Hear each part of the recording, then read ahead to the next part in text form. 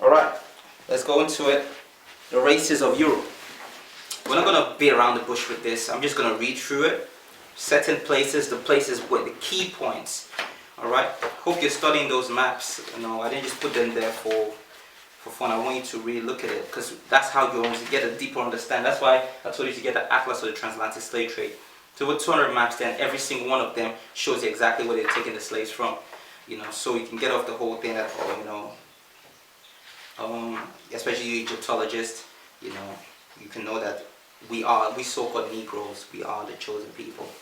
And they didn't just call us so-called Negroes for no reason. They knew exactly what they were talking about. Okay, they knew exactly what they were talking about. So, I'm just going to start with the introduction. It says the introduction to the historical study of the white race. You see why I like this book now? So it's just straight to the point. And in the introduction alone, we're seeing some serious stuff. Okay, so I'm going to give you some definition for some terms before I even start reading. It's pluvial. Pluvial, Latin for pluvius, comes from pluvial, which means rain. The reason why I'm giving you this, so when I'm reading it, you can actually see it and you link it to the flood. They're not going to tell you that. They're going to use pluvial and you're going to get lost. And you think, oh, what's the pluvial? It's talking about pluvial, it's talking about the great flood, it's talking about rain. Pluvial in Latin just means rain. Okay? Was an extended period of rainfall lasting many thousands of years. So this pluvial era is the rain that was falling for many thousands of years. That was what caused the tectonic plate to shift. Just like the map I showed you. Do you get it now? So they know this stuff. Don't even get it. They know this stuff, but they will use their science, to kind of fool you. And when they put pluvial, you just get lost and you don't understand what they're talking about. Okay? So I'll just read one of the paragraphs here. It says, we suggest that the ancestors of the whites in the major form developed during the pluvial periods. This is very important to see. The ancestors of the white race developed during the pluvial period. Before the great flood, what was happening? Right? Before Noah and his son went into the ark, the fallen malaks came down. Fallen angels pagan word. The word is malak in Hebrew. The fallen malaks came down and they were sleeping with the daughters of men. So Ahaya wiped them all out. This is the seeds of Nephilim. So when people are saying the queens of the seed of Nephilim, they're not far off. This is the serpent seed, the seed of the woman, the seed of the serpent. Okay, so the pluvial period was the period of great flood. 1,000 years of rain. I mean, not 1,000 years, thousands of years of rain constantly. Right? So which suggests that the ancestors of the white of the whites in their major form developed during the pluvial periods, because that also links to the ice age at the same time as well, because everything got really cold and they had to try to survive, and they had to it's gonna talk about it, how they had to, part of the way that the melanin, the lack of melanin is a survival trait, for that ice age period. That's why we so-called Negroes, we hate cold like anything, because we're solar beings. We're supposed to, we're supposed to be heated up. They are more lunar beings, okay? So I'm gonna read another part of it. I'm just reading. Just extracting from the book, but I urge you to get the book. It's like a textbook. It's not a storybook or a novel, where you can just say, oh, that was nice and all of that. Shouldn't treat any of these books like that anyway. This is like archive. You need to build your own library. Okay, that's a Hebrew that's woken up. Knowledge, it says, my people perish for lack of knowledge. Knowledge is what wakes you up. People perish for lack of knowledge. If you don't fill yourself up with knowledge, you can't tell me you're awake. That's why you guys come up with all these foolish doctrines, because you don't read, you don't study. Okay, you need to study everything. You need to study intensively. Okay, you don't get lazy. Right, the actions on and interactions of environment, selection, migration, and human culture upon the various entities within this amalgamation between, like bringing together these people, have produced the white race in its present complexity. I'm going to read that again for you brothers that keep coming at me telling me Edom is not the white man. All of this stuff, all these things that we talked about, this, the agriculture, the environmental selection, the ice age, the glacier zone, adaptation, all of these are the things that came about that, give you the white man in its present complexity. So when you want to look at the origin of the white race, that's where it comes from. So all resulted from that great flood. Okay, so I'll just let that settle for a second, right? So obviously it's the Most High, the mark that was put on Cain, always coming back. It's whatever the Most High does, is forever. Nothing can be added to it, nothing can remove from it. The Most High does it that men might fear. Okay, so when you look at it now, you see the consistency. Ahaya doesn't change. He's the Alap and the Da. He's the beginning and the end. He doesn't change. So if he's done it before, right from the beginning, it's exactly what it's going to be. He's just going to keep on repeating itself over and over and over again. Right. I'll read that last statement again. That was beautiful. It says the actions and interactions of environment selection, because everything's about your environment. That's why you can see a black person that's completely white on the inside. Your environmental factors play a huge role, right? That's why we need to be born again. You need to get rid of all the philosophy. That's why it's the word that saves your soul, because it's going to reprogram you again. Because all of our people, that's why the Gentiles that were dispersed the Jews that were dispersed were also called Gentiles as well, because you lost your culture, you lost your identity. You are a white man just in a black suit until you're born again. That's what the concept of born again means. Born of the water, born of the spirit. Born of the water, born of the word of the Most High. It says in Ephesians chapter 5 verse 26, it says the washing of the water by the word. Born of the spirit, John chapter 6 verse 63, it's the spirit that quickeneth, the flesh profited nothing. This profits nothing. The words that I speak unto you, they are spirit and they are life. What's in your heart? What's in your soul? What's your thought process? What do you think? Do you have the mind of Yeshaya? Do you have you culture your way? Do you seek the kingdom, or are you limited to this kingdom? That's what it's about. So when we're dealing with the soul, we go to the boys' book where he talks about what's the word he used? He talked about the veil. We talk about the soul. The veil is covering your soul. That's why Yeshaya said it this way. He said, a light on a hill cannot be hid. Well, the men don't take a light and hide it under a bushel. That's what we are as a nation of people today. Our light's being covered. That's why it says we're going to be a light to the Gentiles. It says kings shall come to the rising of our lights when we start to shine. In Isaiah 42. Well, let's deal with this. We'll go into scriptures. Let's deal with this boring stuff, man. I don't really want to go into the scripture, but I see this stuff as boring because I can do this all day. It's not boring. It's all part of it. It's all part of learning. But I'd rather just deal with scriptures because scriptures are life. Okay. Right. I'll read that again one more time. The actions and interaction. Remember, you can replay this. You can ask me questions. Ask me questions. In fact, if you go through this whole video and you don't ask me any questions, then it just means you're wasting your time and wasting my time. Because there should be a lot of questions that will arise from this. Okay, so let me know that you're actively involved. And you really want to know the truth. So that encourages me as well to go deeper and research deeper and to bring you more truth. So that you're strengthened. So when you go out there, you study, you show yourself approved. A workman that's not ashamed. Someone can come to you now and say, "Oh, how can you say white man is not Edom? He's not the devil, though. The white man is not the devil. How can you say that he is the devil and this and that?" Then you can prove him and you show him. When you mean white, what do you mean by a white? That's how we need to be. We are scholars. We're kings. We don't just talk like mere men. We need to be on point on every aspect. Don't let these fools just come in and just throw their foolish questions at you, like you're some ignorant, unlearned brother, just shouting Kwam Yashara all over the place, and just like that's what they will see you as if you're not coming from a scholastic point of view. Now there's a place where you rebuke. I do that all the time when I'm in town. But when it's time to address any questions, I will show you that there's no angle you can bring it to, because we have the spirit. that teaches us all things. That's one thing that we have above all nations. All the other nations are nothing. No, there's no philosophy they can bring. All of it is all nothing. And they get debunked once you're dealing with the Spirit of the Most High. Right.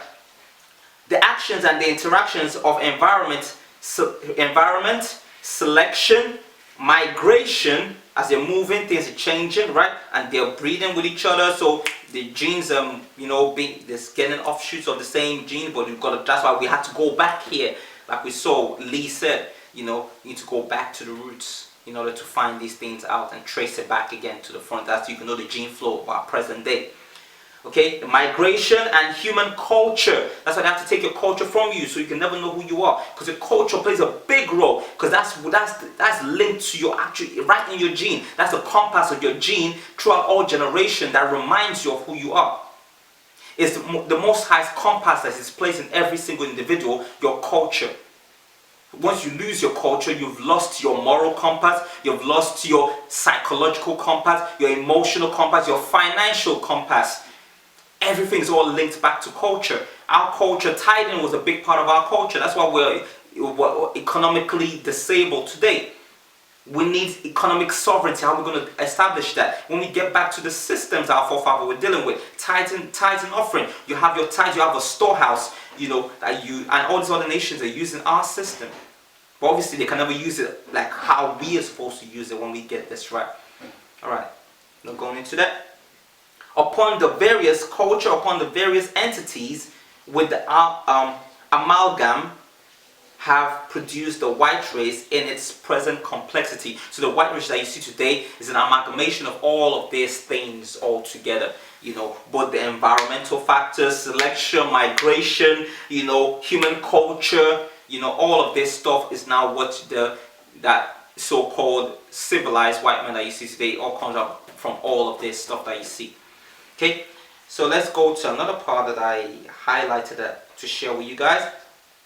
Before proceeding to the detailed historical survey or to technical matters, it seemed advisable to state at greater length than in the preceding section some of the principles which we believe to govern the formation of the human race. So we need to get some principles when we're defining what a race is. So talking about all different concepts, but when you don't have a foundation and you understand what race is, then you let them play games on you. For instance, racism. How can you say racism? I'm racist. Racist. How can I be racist? To be racist is not just limited to oh yeah, I hate you, or I'm prejudiced against you, so that makes me a racist. No matter how much I hate white people, I cannot affect their education. I cannot affect them financially. Their housing, I cannot affect anything that has to do with them. All I can just do is have my opinion about them. That's not racism. That's prejudice. And you so-called Negroes, you need to be prejudiced of every situation that has to do with white men. Because to be prejudiced means to prejudge every situation. And do we not have a reason to prejudge? Right.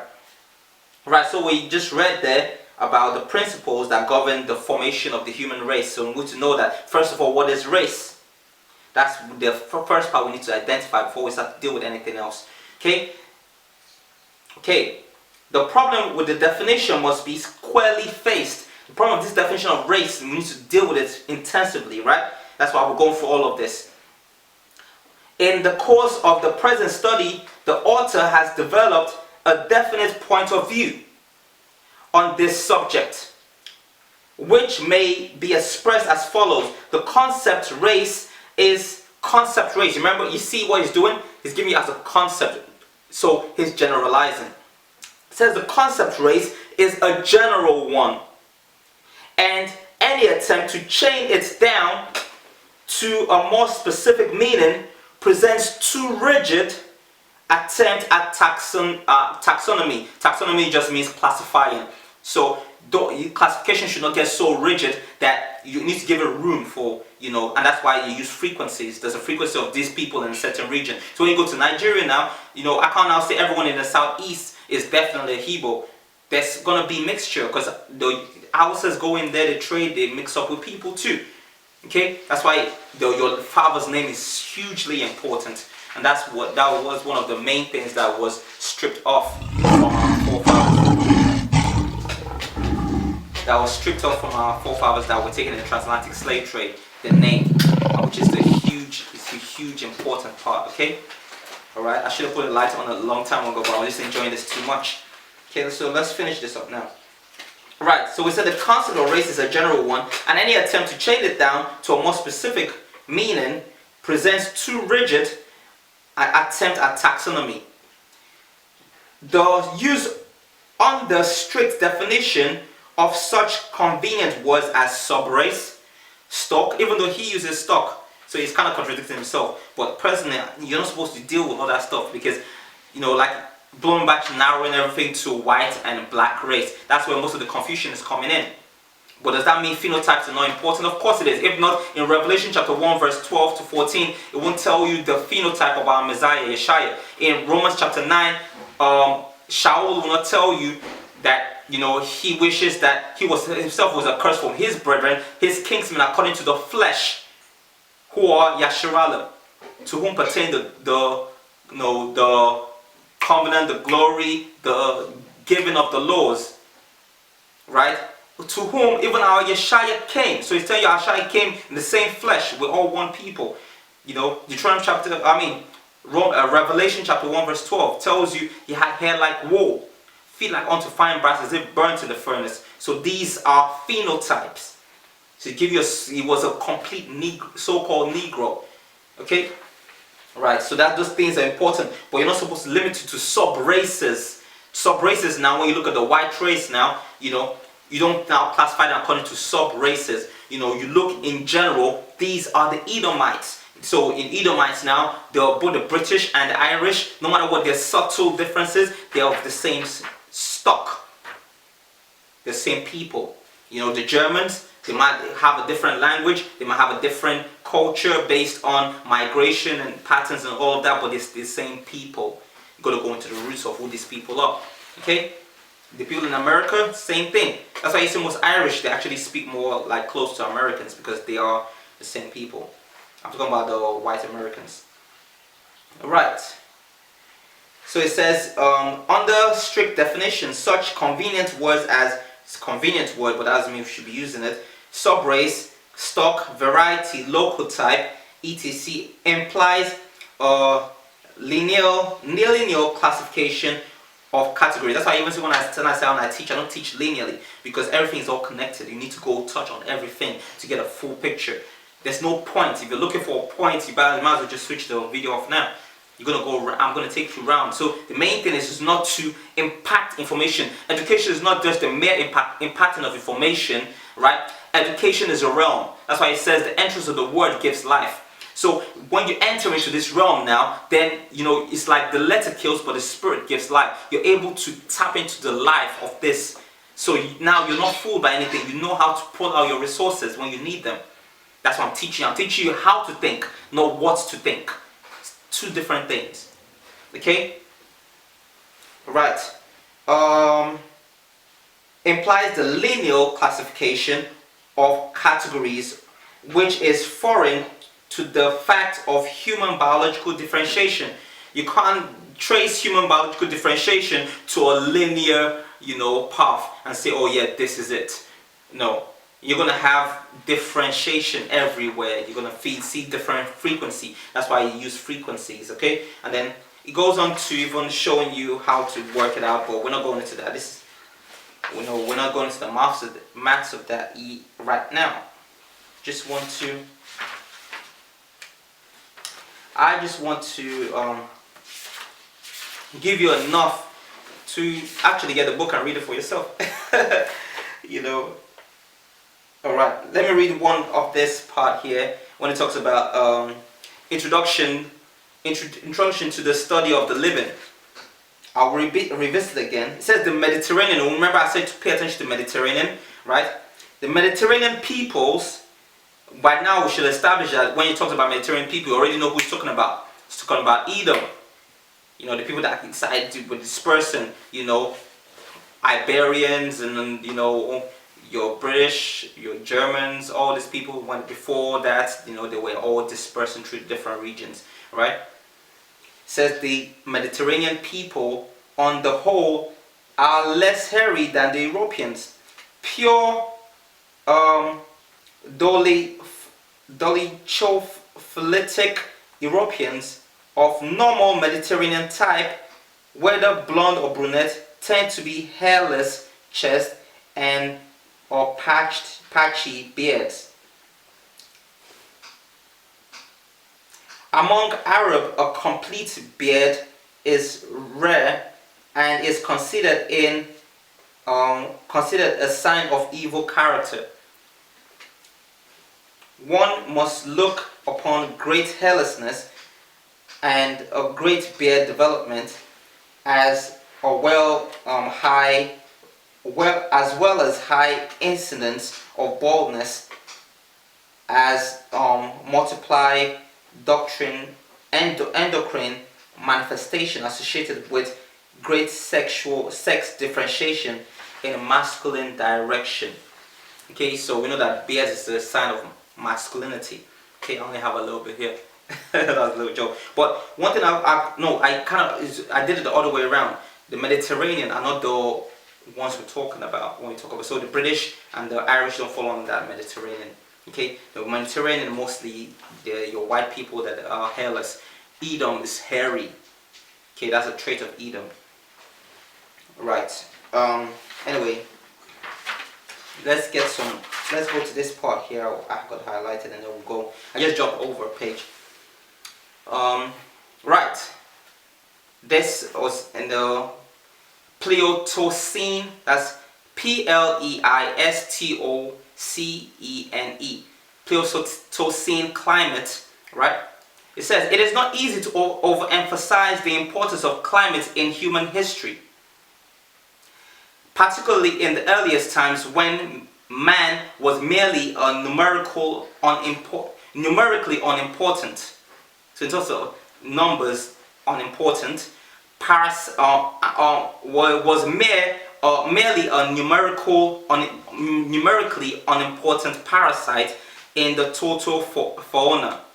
So man in general, when it came to the numbers, they didn't really mean anything, just like a parasite. With changes in climate, he was forced to migrate with the animals and plants on which he lived, and at the hunting and gathering of which he was adept. The only alternative was to stay on the adapt his culture to a new food supply. So he was to adapt his culture to a new food supply.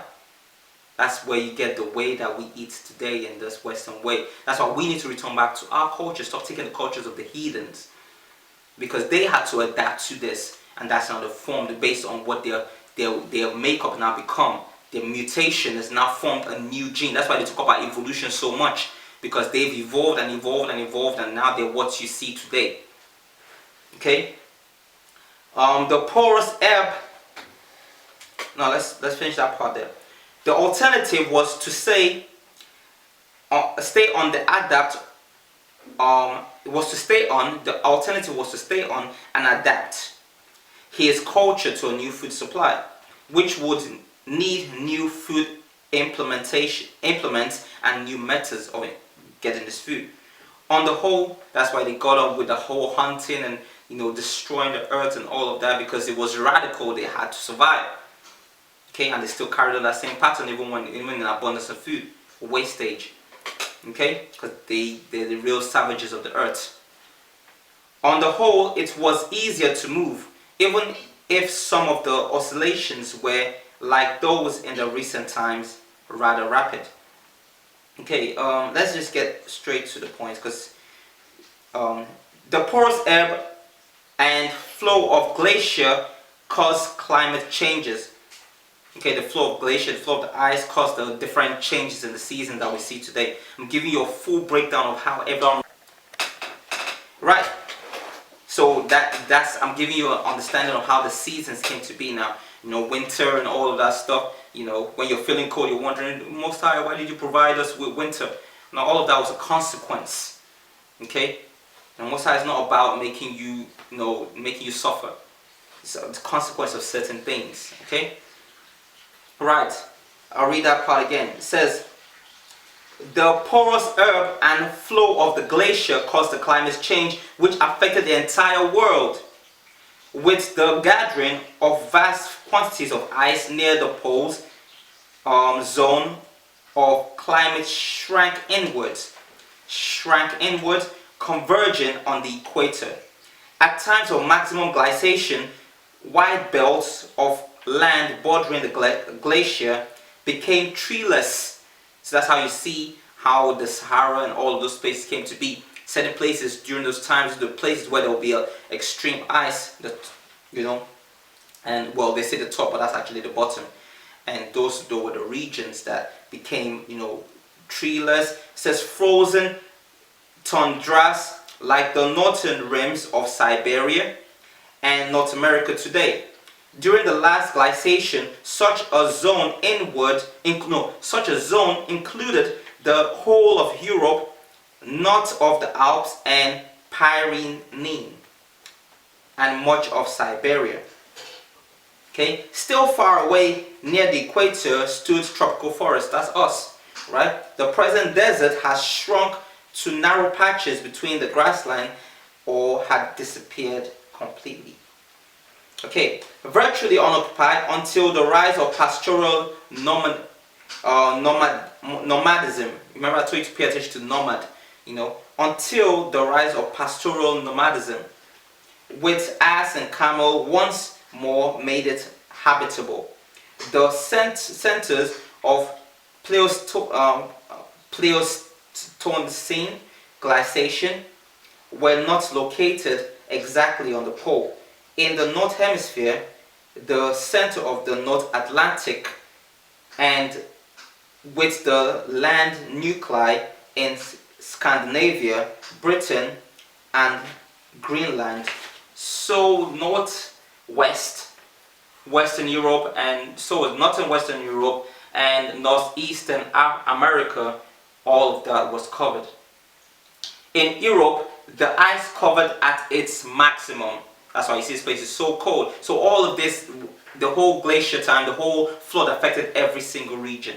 Okay, but Europe was the worst. All this place was covered with ice completely.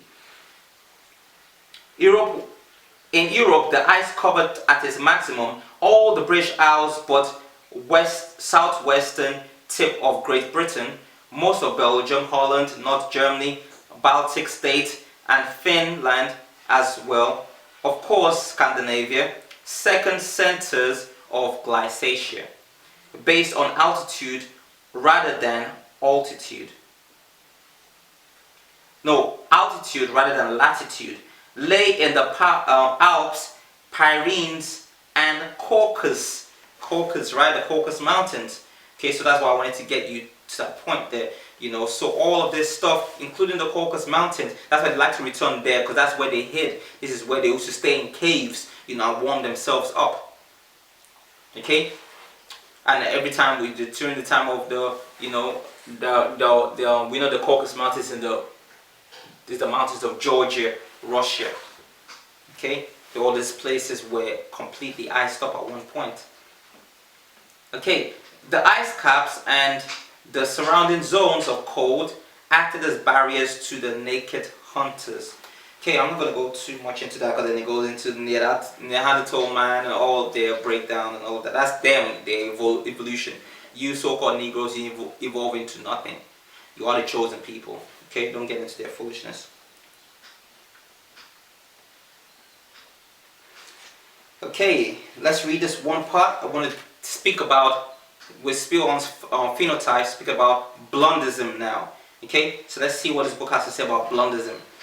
Blondism is a state of partial depigmentation due to the paucity of melanin granules in the skin, hair, iris. So we always limited to the skin, but also the hair and the iris, that's your eyes. And with some types of pigment to the small size of these granules. Okay, pigments are like granules. So the more, it's like when you have your Wi-Fi, when you bring your thing closer, the more, like the whatever frequency it is, the more they're like sand dust, right? The more of it there is, the more signal you get. You take it into another room, there's less of it. That's how it is with most things. It's about spatiation. So the granules, more of this melanin granules you have in your skin, in your eyes, or whatever, is what determines what you become, your pigment. But that melanin itself is going deeper into, what's going on as a result of who you are in terms of your soul. Okay, that's why it says, Yeshua was like a, like burnt brass. There's a reason why I use burnt brass, because it's like literally you're burnt in the furnace. Okay. Right, let's just keep on going. To the small size of these granules. The pigment granules are composed of a substance known as melanin. We know that. The chemical composition of which has been thoroughly determined. Melanogenesis, that's the beginning of melanin. The process by which melanin is formed is an intercellular enzymic oxidation process. Are you paying attention? In which amino acid, right? Amino acid is just the building blocks of protein, right? Chromogene is amino acid chromogene. That's the amino acid chromogene chromosome. You get it, right? Amino acid chromogene is converted. So that's the intercellular enzymic oxidation process by which your amino acid chromogene is converted with the aid of catalytic copper. So copper is the agent. Catalysis is what triggers the process to take place. So this oxidation process, in your cell, intercellular enzymic oxidation process, where your amino acid is converted now, needs copper as a catalyst to the pigment melanin. So all of that stuff, now once that happens, when your copper is present, then you have melanin. To the degree in which all of this stuff is present is the degree in which you have your melanin. Okay. It has been proved that by experiments with rats and rabbits, they're always using rats and rabbits and all this nonsense to prove what's going on with us.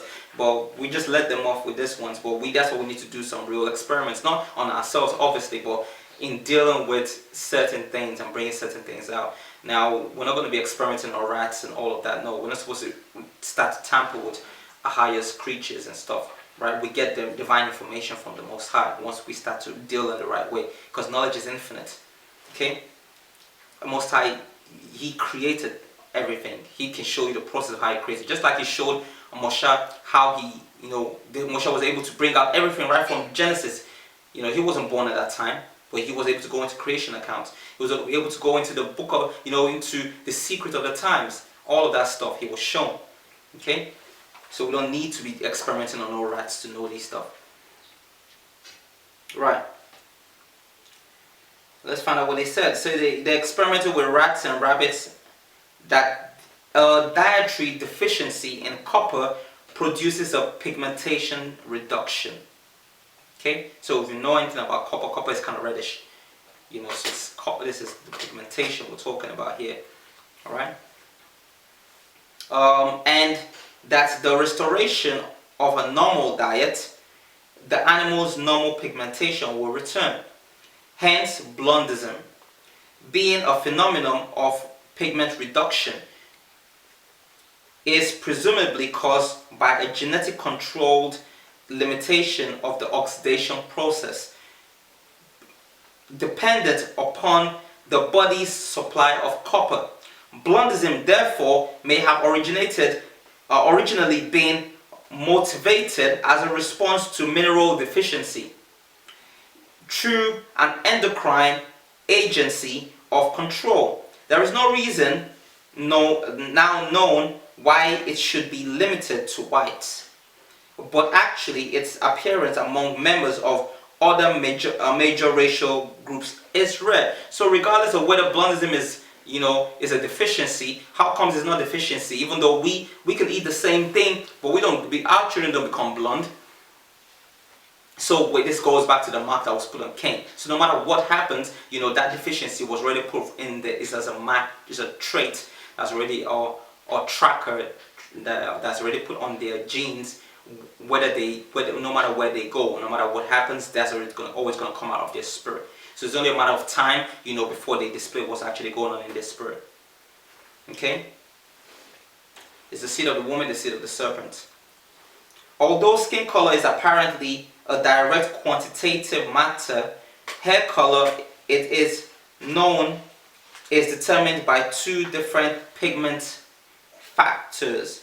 One is composed of oval and spindle-shaped cells of melanin of varying size and frequency. When these cells are over or large and overlap within the translucent body shaft, which lies between the central canal and the outer horny layer of the individual's hair, the hair appears black or dark brown. So when they overlay and all of that, then it becomes dark when the melanin overlay. But if not, then you see what you said, blonde, or if it's completely not there, if it's recessive. When the cells are smaller, they appear yellow or light brownish. So the less of the melanin in the hair, that's how you find out. This is what I call leprosy. Leprosy is right.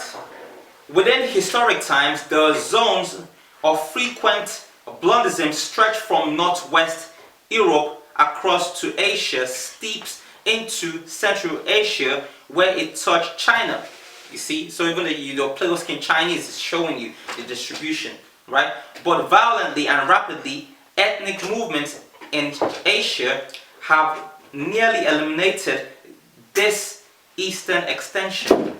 We do not know how long ago the distribution map of blondism assumed its present concentric and glaciation-like character. So they say they don't know how long it took for the the distribution to be the way it is right now, to take the characteristics that it takes right now. When they say glaciation characteristics, they're speaking about the ice age, how the white man came to be. So they've already gone past that now. They're showing that that's how the origin of the white man came about. But we don't know the distribution pattern now, because we know the original Chinese were black, all of that stuff. How did they come to be presently in the way that they are right now? They're not sure about that, but it was just emergent. So it's like as they're going around, Esau, as he is all the time a hunter, always whenever he goes, he rapes, murders, and kills. That's what he does. The thief coming not but to steal, to kill, and to destroy. Okay. Right. Genetic linkage with skin color, eye color, is the blondism or darkness of hair determined on the whole or totality of evidence in regard to blondism. As a unit indicates that this phenomenon is a regressive trait. That's what I'm telling you, is a regressive trait, endemic in the white racial stock. So even he's using stock, right? And that it has become a major racial character only among groups of people living at one time under light conditions of subglacial intensity. So all white people are subjected to that condition. So they're all that seed of the serpent that were all destroyed during the time of Noah's flood. It's the seed of the woman, the seed of the serpent. The races of Europe. Okay, before the video cut out, there was a place we're reading which is crucially important. I'm going to start from the top again. It's if you have the book, it's page 155. Okay, and it goes on to say, it says, the first of Denika's system was to divide mankind on the basis of combination of hair form, hair, eye color, and nose form, with hair form as the principal diagnostics. With hair form as the principal diagnostics. So when scripture in Revelation chapter 1 verse 12 to 14 says, Yeshua HaMashiach had hair like wool. So that's the principal diagnostic in terms of how we know who our people are. Which one people on the planet today have hair like wool? Every other nation, every last one of them have hair like goats. We are the only ones that have hair like wool. So that's saying something. People say, oh, but there's been mixture. That's why the Somalians don't look like us. They were mixed with Arabs. Well, there was mixed, so-called quote-unquote mixture in the transatlantic slave trade more than any other time. So why is it that when I go to Jamaica, I still see someone that looks like an Igbo in Jamaica and vice versa? Because we are a different people. We are chosen people above all people on the face of the earth. And the Most High himself, in Daniel chapter 7 verse 9, the Ancient of Days, his hair like was unto the pure wool. And he said, let us make man in our image and likeness. If the Father had hair like wool, guess what? The Son had hair like wool. Revelation chapter 1 verse 12, 13, 14. So, the color of the skin, very important, but we're talking about all the phenotypes combined together. Okay, but like you see here, what he's saying here, the principal diagnostics is the hair.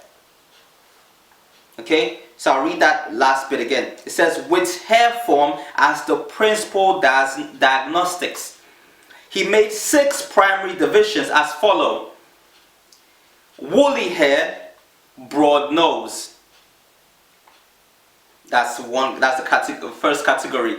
And if you note, from here on, they forget about us. But they have to make that distinction because their people need to see, oh, those are the so-called Negroes. They have a classification, or else they start raising up questions, which is what happens with their scientists today, because there are just too many loops in their theories, so-called facts, and hypotheses and stuff. Right. That's A, woolly hair, broad nose. These are the divisions now. B, curly or wavy hair. C, wavy brown or black hair and dark eyes.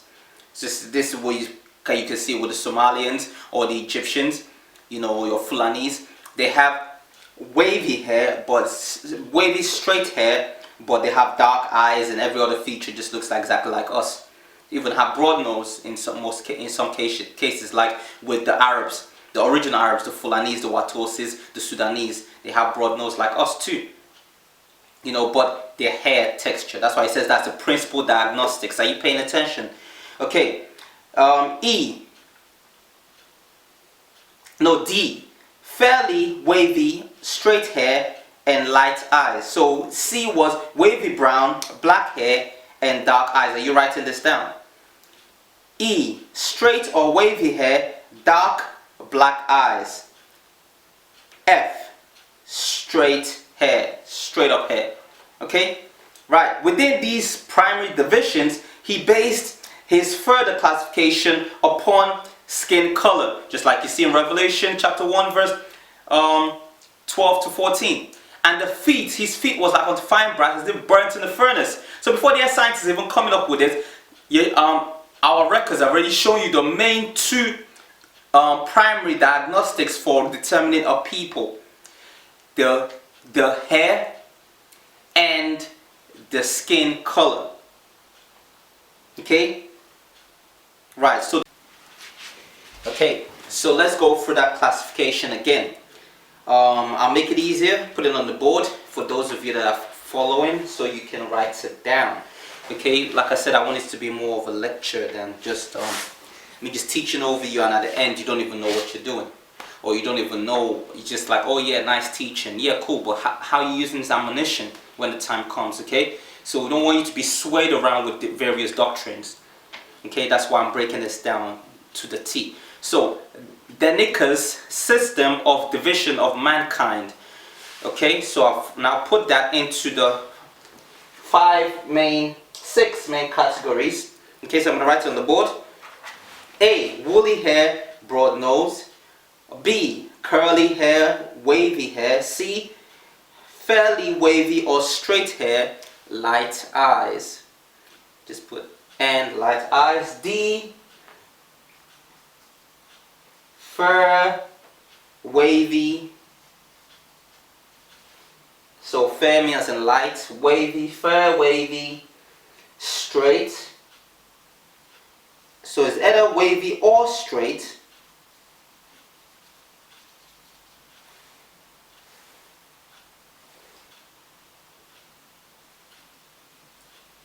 Dark eyes. So you got two. The first C is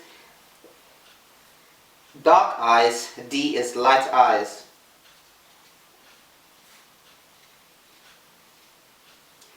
Straight hair, and so there are two different classification. Light eyes. Eyes. So it might seem very subtle. You see someone with darker eyes, someone lighter eyes. There's something going on there. You can't dismiss the phenotypes. This is what Danica is showing you in his system of classification. You know, and this was done in the 1930s, and it's so relevant today. Because so many times with the genetic stuff, you know, they bombazzle you that don't understand these stuff. So you dismiss the phenotype as if the phenotype came about on its own. The phenotype is as a result of the underlying genotypic information that's transferred from that individual. That's what's showcasing as your phenotype. So you can't dismiss it. If someone is dark skinned, there is something that's making them dark skinned. Okay? Let's keep on going. E. Because too many times, Yashirala, you play games too much, man. And it's because you hate yourselves. That's what the problem is. You know, all true. You just don't want to see that you are the chosen people above all people on the face of the earth. If they don't want to accept that, I can see where they're coming in terms of why they don't want to accept that. Because a dog doesn't want to accept that is less than a lion. But you now, that you have to keep fighting for them is what I don't get. You know, so let's just clear this once and for all. If you want to keep on your folly, then you know that at least I've shown you the breakdown. Right, so, okay, so this is the 6 classifications. I'm just going to put it up now so you can see it. Okay. So A, woolly hair, broad nose. B, curly or wavy hair. C, wavy brown or black hair, dark eyes. D, fair wavy or straight hair, light eyes. E, straight or wavy hair, dark black eyes. And F, straight hair. This is primary divisions, okay, according to Danica's classification of mankind. Okay, got that? Wonderful. Okay, so let's rub up the board.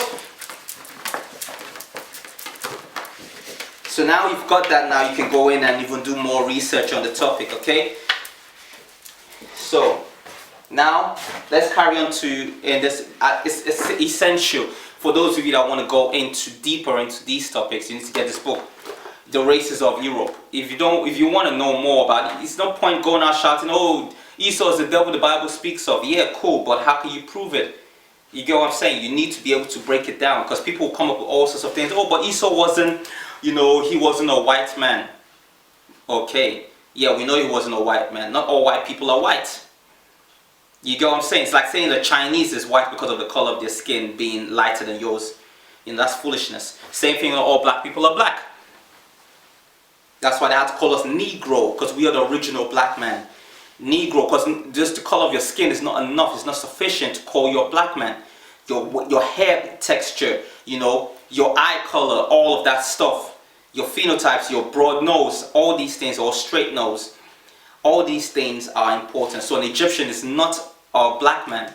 He might be dark skinned, but what about those features? That's why they have to call us Negro. Negro just means black. In a region full of black people, we are called Negroes. The Somalians are not called Negroes. The Watosis and the Fulanese are not the Negroes. Okay? Now, dealing with now. Where were we at?